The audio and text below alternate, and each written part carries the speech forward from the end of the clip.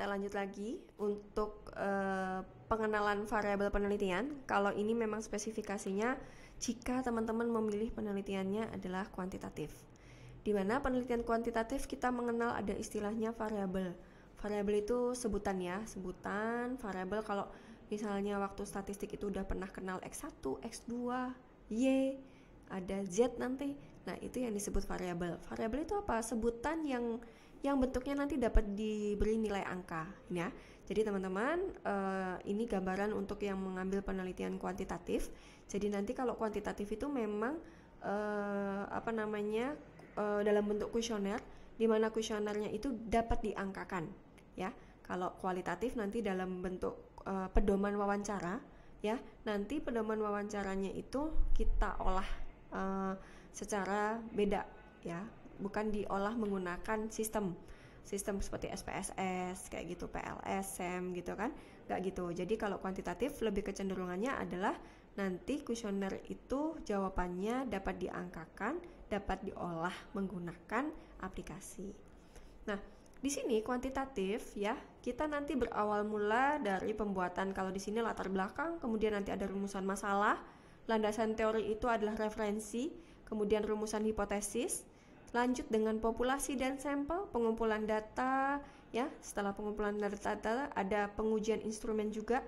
Nah, setelah itu ngumpul datanya.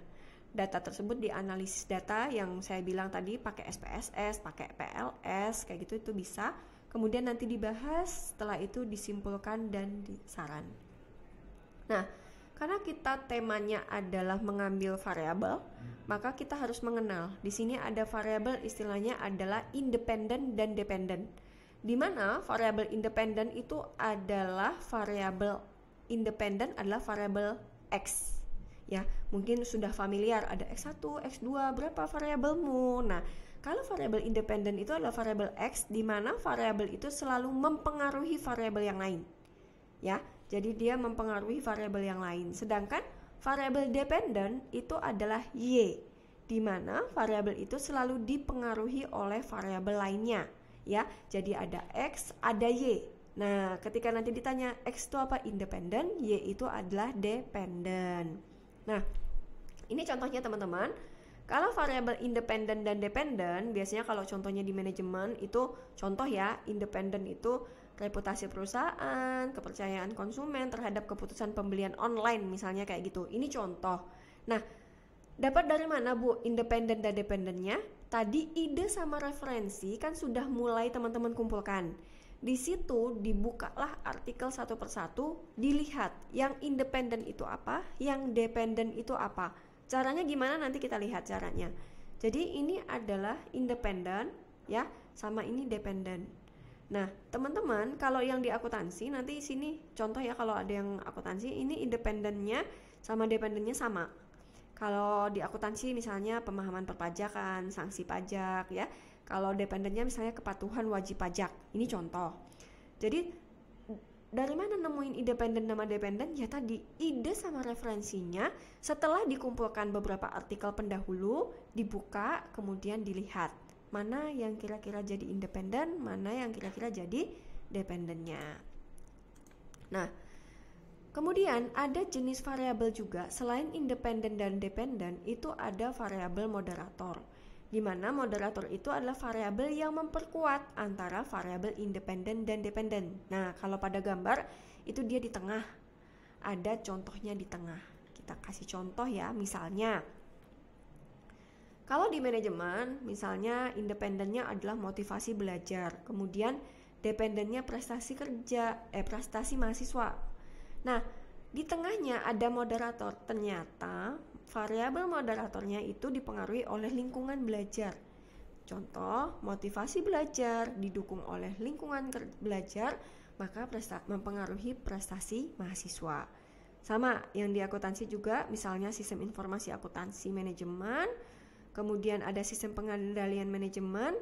Di sini ada kinerja manajerial. Nah, moderatornya apa? Di tengahnya ada teknologi informasi. Jadi ada sistem teknologi informasi yang mempengaruhi kinerja manajerial. Itu namanya variabel moderator. Kemudian di sini ada lagi jenis variabel yang disebut jenis variabel mediasi atau intervening. Biasanya di tengah, ya, berada di tengah-tengah, ya, menjadi di antara variabel independen dan dependen. Contohnya misalnya kualitas produk, ya. Awalnya kan kalau misalnya kita hanya independen sama dependen kan langsung ke loyalitas konsumen. Tetapi dengan adanya mediasi atau intervening, biasanya di tengah-tengah ada konsumen merasa puas, kayak gitu, ya. Ini juga kalau misalnya kita penelitiannya di akuntansi, ya, karir entrepreneur yang mempengaruhi minat mahasiswa akuntansi itu juga sama. Di tengah-tengah di sini ada interveningnya, misalnya lingkungan keluarga, modal usaha, pendidikan kewirausahaan. Di situ ada tengahnya adalah motivasi berwirausaha mempengaruhi minat wirausaha. Nah, bagaimana membuat model riset? Jadi awalnya dari idemu, ya, ide sama referensimu, tentukan dulu variabel dependennya yang mana, ya. Variabel dependen dikumpulkan. Ini saya kasih contoh 10 misalnya. 10 mempunyai peluang untuk mempengaruhi variabel dependen, dikumpulin dulu. Nah, terus teman-teman buatkan urutan prioritas 1 sampai 10. Yang mana ya yang kira-kira mempunyai peluang mempengaruhi variabel dependen? Kalian tentukan. Pilih 3 misalnya. Ini 3.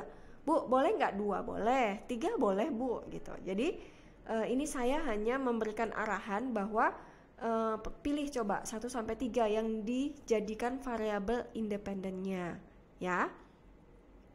Kemudian pastikan variabel independen dan dependen yang dipilih harus sama, ya, dengan variabel yang terdahulu supaya didukung dengan artikel yang sebelumnya.